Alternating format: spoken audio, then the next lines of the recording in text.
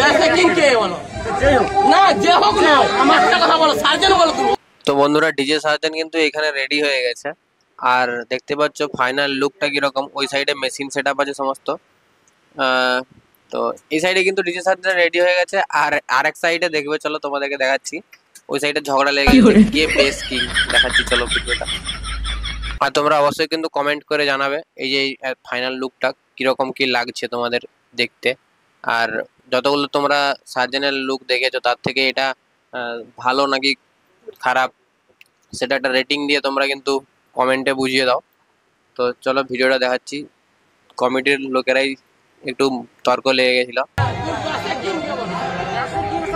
না তুমি এটা কথা আগে আসো বেসিকিং কে বলো না যে হোক না আমার একটা কথা বলো সার্জন বলো তুমি।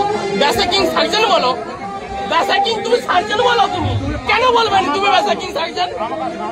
না না আমার কথা নয়, তুমি বেসিকিং সার্জন বলো।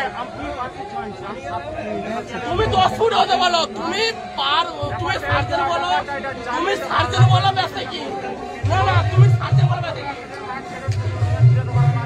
না না হ্যাঁ তুমি তোমার এখানে তো সাপোর্ট করতে পারে, তুমি আমাকে মেলে পুলিশকে শত্রু করতে পারো, কিন্তু বেসিকিং বলে দাও এই তো কথা বেরিয়ে যাবো এই তো কথা। আমরা কি